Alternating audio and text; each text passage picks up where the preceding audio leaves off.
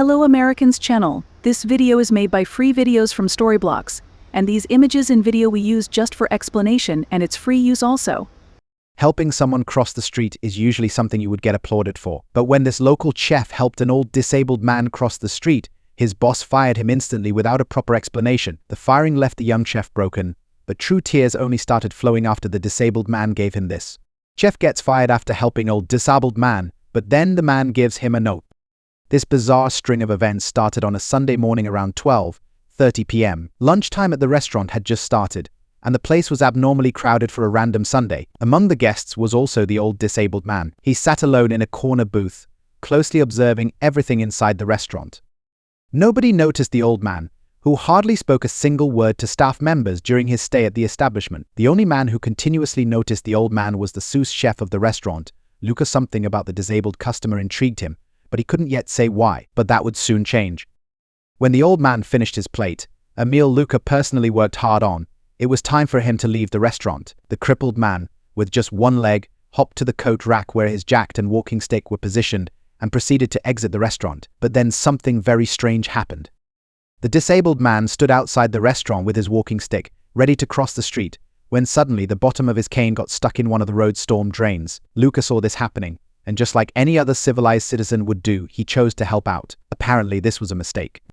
Luca put away his chef's knife and walked out the kitchen's back door, which led directly to the street. The old man struggled to free his cane while hobbling on one leg. Luckily for him, Luca was there just in time to catch the old man before he fell and wiggled his cane free.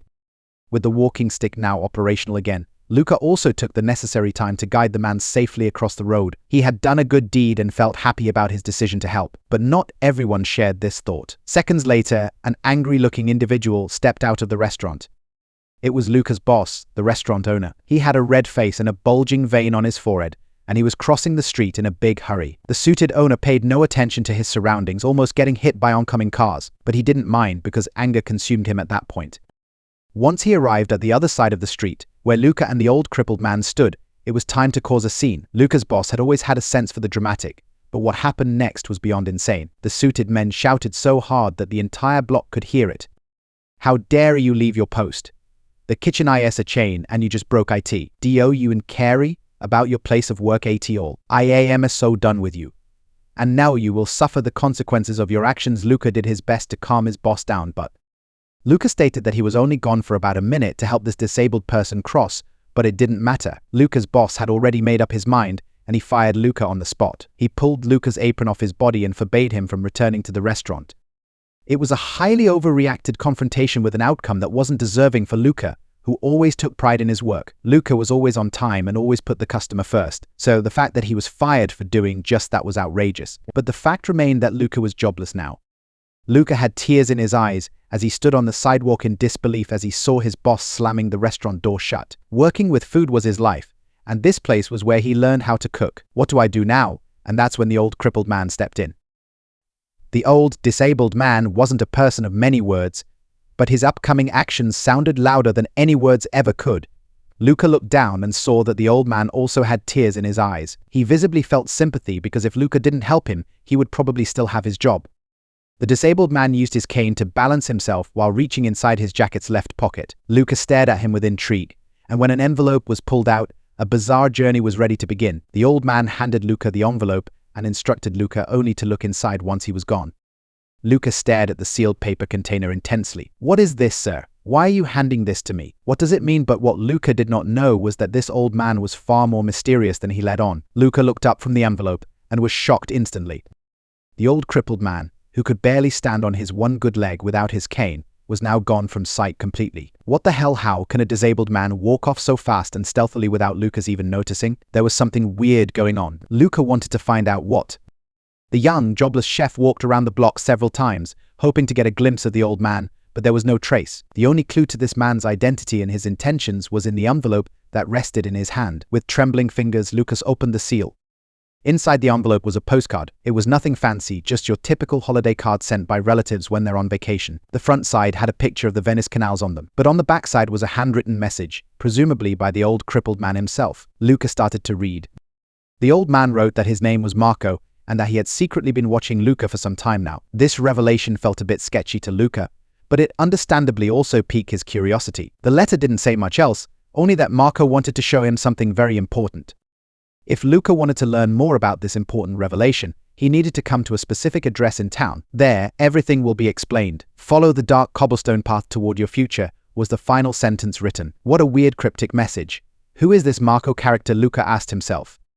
Luca had no choice but to follow the road toward this address. According to his phone's GPS, it was only half an hour from the restaurant where he had just been fired. So, with nothing else to do and determination in mind, the ex-chef started walking toward his future, according to this postcard. The charmful streets where his former restaurant lay were quickly left behind for a much more grim part of town. The route led Luca past dark alleyways, where shady people continuously watched him as he walked past. It made Luca feel unsafe and unsure if he wanted to find this postcard's end destination. After the scariest walk of his life, Luca finally arrived at the address mentioned on the postcard. The dark cobblestone alleyways formed a tunnel of sorts, and at the end of that tunnel was his destination, an old, worn-down building that seemed almost more crippled than the old man who invited him here.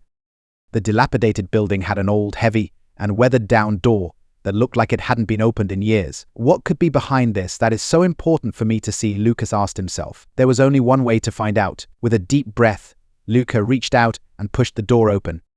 The door made a loud noise as it opened, but eventually it revealed a vast open space. It was old, very old. Dust particles floated in the air, catching the faint light shining in through broken windows. The walls were lined with old, peeling wallpaper, and the floor creaked with every step Luca took. Luca could feel his heart pounding in his chest as he stepped further into this ominous building. The large room seemed to stretch on endlessly, and the echo coming from Lucas's steps added to this sense of vastness. But that wasn't all Luca noticed. He quickly got the eerie feeling that he was being watched. The frightened Luca paused, straining his ears to pick up any sounds, but there was only silence. What the hell am I even doing here? I'm not putting myself in danger for some crippled old man. This is a place where you get mugged and stabbed, is what Luca thought. Luca had just made the wise decision to turn back to safety, but what he did not know was that the time for leaving had already passed. The moment he placed his hand on the exit's door handle, a low and raspy voice was heard from the shadowy part of the building. You've come, Luca. The voice sent a shiver down Luca's spine. He couldn't see anyone, but the voice was unmistakably that of the old man. His mind hesitated, but his body started moving forward incautiously. Luca used the window light as much as possible, but needed to rely on touch for the final part of his search. Eventually, Luca found a door slightly ajar. He pushed it open and stepped into a dimly lit room behind it. This space was much smaller, but there was far more to see. It was filled with strange artifacts of sorts, stone sculptures of people under busts, books, and maps that had turned yellow. But these objects were not the main focal point of the room, because in the center was a large desk with a wooden chair behind it, the kind you see in old medieval movies. And in this worn-down piece of furniture was the crippled old man that guided him here. Marco, the frightened Luca uttered. Marco looked at Luca and smiled. Welcome. I see you've made it here in one piece. Sorry for the secrecy, but I couldn't risk him finding out, Luca asked while lifting a brow. But the old man halted his questioning. All in due time, boy. There are some things you must understand first. Marco used his cane once again to get himself standing, and that's when he walked over to one of the busts in the room. Marco lifted the glass bulb covering the marble-looking head, and then said something very disturbing. This head belongs to your grandfather, young man, a very special person. Luca's eyes grew twice in size. He couldn't possibly have predicted that the old crippled man he met just this morning was hoarding a stone statue of his grandfather. Why would you have that? Luca asked a bit anxiously. Marco then stated that he had a lot of things related to Luca's family.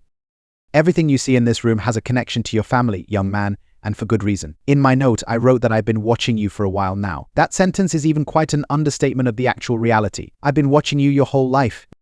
Luca's gaze fixated on the old man. Who was he? And how did he have access to Luca his entire life? And how come he didn't recognize the crippled old man at all? Marco grabbed an old book and placed it before Luca. It was a photo album which dated back many years. Its age was made clear by the clothes the people in the pictures wore. The person on the far right is me, Marco explained, although it was obvious since that person was also missing a leg. Marco's asked if Luca recognized someone else in the photo, and that's when he saw it. That's my dad, Marco nodded, and stated that this was his family album. I am your great uncle, the younger brother of your grandfather, and your bastard of a father is my disrespectful nephew. Luca saw how Marco's eyes got angrier as he spoke. There was clearly some old grudge going on between them. At the moment, Luca could not blame the old man for being angry at his father, because he wasn't pleased with the man either. His father owned the restaurant where he worked, so he was the one who fired him this very morning. He fired me because I helped you. Is there a connection? Marco nodded and stated that it wasn't because Luca had helped an old man cross, it was the fact that Luca helped his uncle, whom his father detested with every bone in his body. The two of them were in an everlasting battle, and one that would end with the downfall of one of them. My brother was the greatest chef in all of Italy. He owned one of the first Michelin star restaurants in the country and loved food with all his heart, just like I did. We worked together to make the most beautiful dishes. But then he unfortunately passed away, and after that, everything spiraled out of control.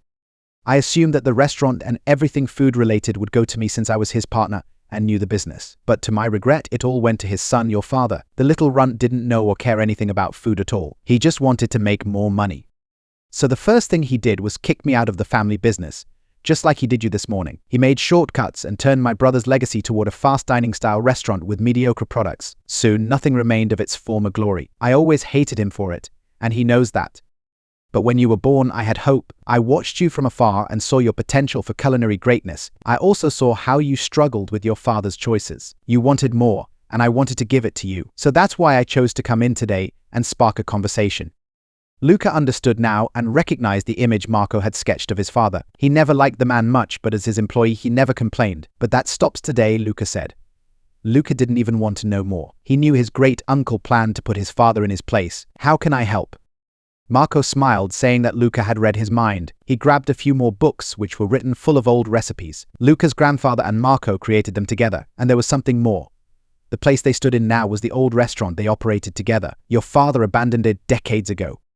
It wasn't in the city center, so that meant less money. And with the restaurant closed, the buzz around this part of town also diminished. It was a meeting point of the neighborhood, and after it was gone, shops and tourism also left the area. But that was about to change. With his great-uncle's vision and Luca's youthful enthusiasm, they transformed the old restaurant to its former glory. Times were tough at first, but guests started to come in after a while and word got around. The restaurant became a great success, and both Luca and Marco were happy about it. It also affected the area around the place. The neighborhood cheered up again, shops came back, and the grim cobblestone streets were soon filled with the laughter of paying customers. However, his father's chain-like restaurant lost income, proving that there is more to life than a quick buck. There is passion, heart, and family.